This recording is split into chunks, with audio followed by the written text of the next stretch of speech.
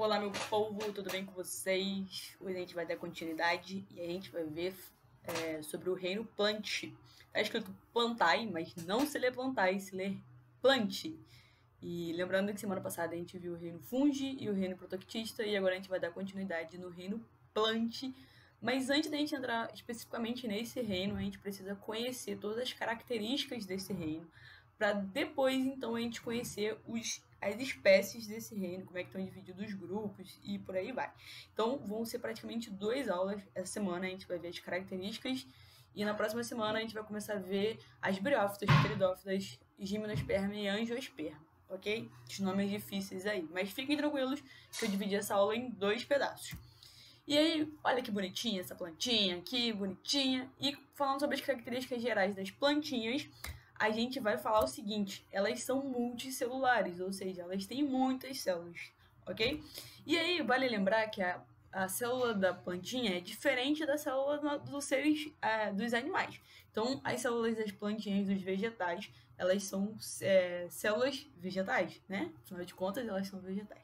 E aí ela tem algumas características que são diferentes das células eucariontes, ok? Então, olha só, vou destacar algumas aqui pra gente ver. A primeira delas é a parede celular. Nós não temos parede celular.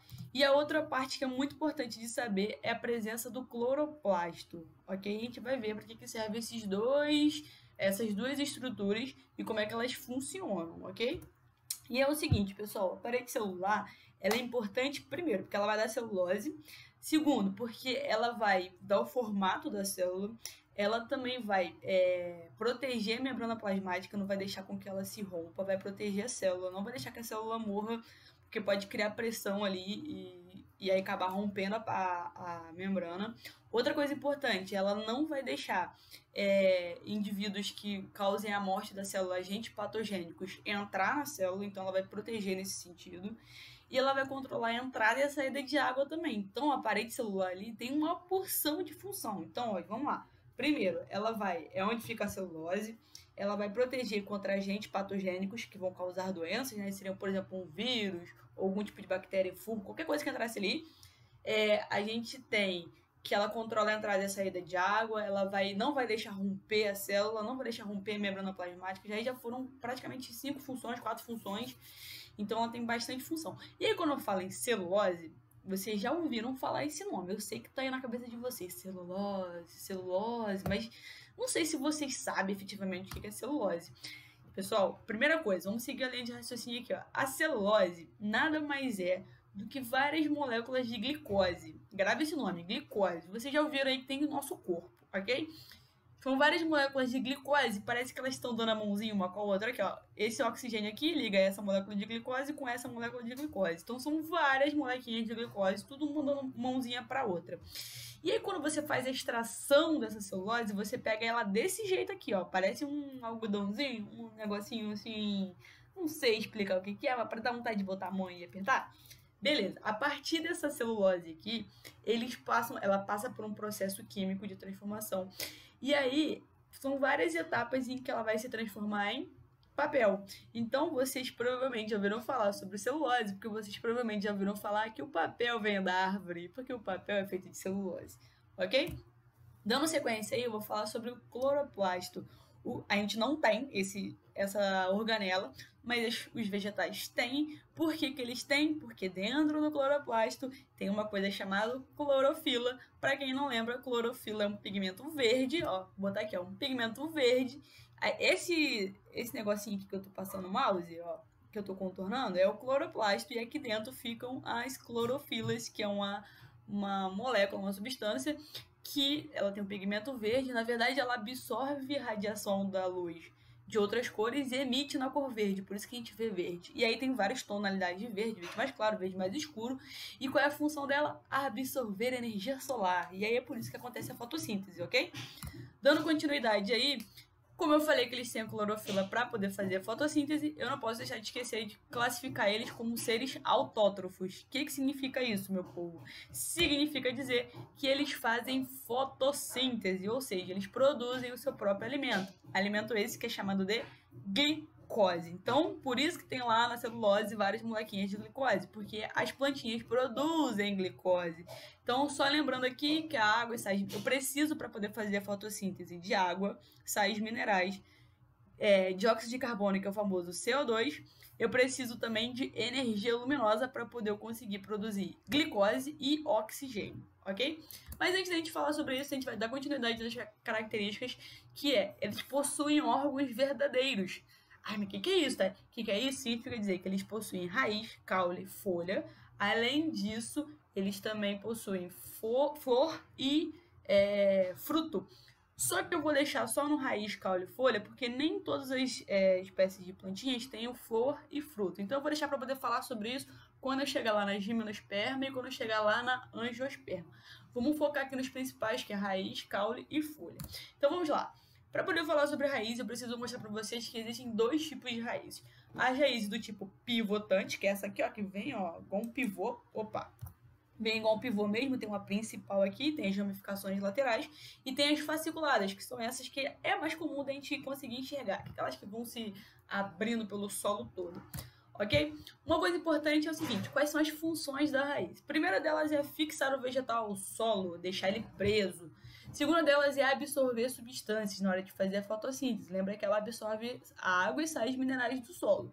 E outra é armazenar substâncias. Como assim armazenar substâncias? Dá uma olhadinha aqui nessa cenoura aqui, ó. Olha que bonitinho. Essa cenoura aqui nada mais é do que uma raiz.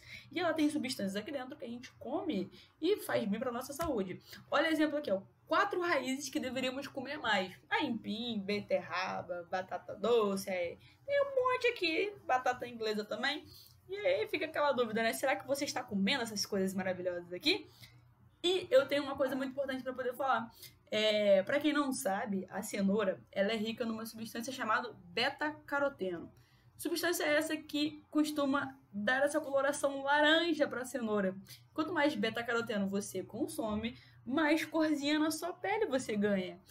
O pessoal está fazendo uns estudos aí e estão relacionando a sua coloração de pele no sentido de quando você pega sol, fica com aquela corzinha mais bronzeada, com a quantidade de beta-caroteno que você consome. Olha que legal. Então, se você é uma pessoa que gosta de comer bastante cenoura, provavelmente você, quando pega um solzinho, fica um pouquinho mais bronzeado, mais aquela cor moreninha. Isso não vale pra Clara e pra Júlia, né? Claramente. É brincadeira, pessoal.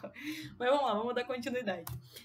Agora a gente vai falar sobre os caules. Eu trouxe aqui uma porção de caules diferentes, porque a gente costuma fazer aquele desenho da árvore assim, né? Puxa um negocinho aqui e depois faz a folhinha. Porque é essa aqui, né? Que a gente faz o desenho pra lá, pra cá e acabou. Mas existem vários tipos de caule, tá, pessoal? E eu quero mostrar esse caule pra vocês, que é o maior do mundo. Dá uma olhadinha no tamanho do caule da árvore. Isso daí é uma sequoia, é uma árvore nativa dos Estados Unidos. E essas árvores costumam ter cerca de uma altura de equivalente a um prédio de 30 andares. Então dá pra ter uma ideia do tamanho da bichinha, né? Então olha só o tamanho dessa criança, olha o tamanho do bracinho dela e o tamanho do caule, a espessura do caule, né? E qual é a função do caule? Sustenta alguns órgãos do vegetal, tipo a folha, e estabelece a ligação entre raiz e folha, ok? Então vai levar lá a ligação, ele que vai fazer essa ligação. E outra coisa importante aqui, eu vou falar sobre as folhas. Olha, vou botar essa imagem aqui, para quem tá de quarentena aí, para poder lembrar. Olha só que bonitinho, ó. Parece que você tá lá, ouvindo o barulhinho dos passarinhos, olha que coisa maneira. E aí, pessoal, eu trouxe essa imagem aqui para mostrar para vocês os diferentes formatos das folhas. Porque a gente desenha sempre o mesmo, mas as folhas têm vários tipos. Essa aqui é clássica, né? Parece que ela é do Canadá, né? Mas tem vários tipos de folhinhas. E só para vocês não ficarem pensando só numa única coisa. E aí, qual é a função da folha? A primeira delas é responsável por realizar a fotossíntese. Então, efetivamente, a fotossíntese acontece na folha, porque é lá que está localizado o cloroplasto. Outra coisa importante também é a transpiração e a respiração. Esses dois processos. Lembrando, a plantinha transpira, ou seja, ela elimina a água. E a respiração. A plantinha também consome oxigênio para poder respirar, igual a gente. Isso acontece lá na folha, num lugar chamado estômatos. Ok? Então, e outra coisa importante também, ó. Aqui, ó, nessa fotinha aqui, essas são chamadas de nervuras, essas linhazinhas aqui, ó, da planta. Ok? Essas nervuras aqui vão carregar lá a seiva que a gente vai estudar para os cloroplastos. E como figura aqui dos estômatos, são essas regiões aqui, ó, que parecem umas boquinhas. Elas abrem e fecham para poder fazer a transpiração e a respiração, ok? Dando continuidade aí, agora a gente vai entrar efetivamente na fotossíntese. E eu trouxe essa imagem aqui porque ela é um resumão do que acontece na fotossíntese. Então vamos lá. Primeira coisa, a gente tem a fotossíntese bem aqui no meio e a gente tem a folhinha representando o que ela acontece lá na folhinha. E a gente tem aqui, ó, energia do Sol entrando junto com CO2 e saindo oxigênio, ou seja, entra gás carbônico e energia do Sol e de alguma forma isso se transforma em oxigênio. Olha a equação completa aqui, ó. Eu tenho aqui CO2, gás carbônico, mais água, mais luz do Sol, isso transformando uma molécula chamada de glicose, mais oxigênio, mais água também. Olha só, nas plantas acontece, a fotossíntese acontece no cloroplasto. Aqui fez o desenhinho aqui, ó, do cloroplasto, como é que é. E aqui, ó, a clorofila estão arranjadas e, deixa eu ver, a clorofila, falando sobre o pigmento verde que tem na folhinha. E aí, pessoal, eu vou dar lá continuidade aqui na fotossíntese. Então, vamos lá. Primeira coisa, qual é o papel da raiz na fotossíntese? O papel dela é absorver água e sais minerais. Então, tem uma raiz.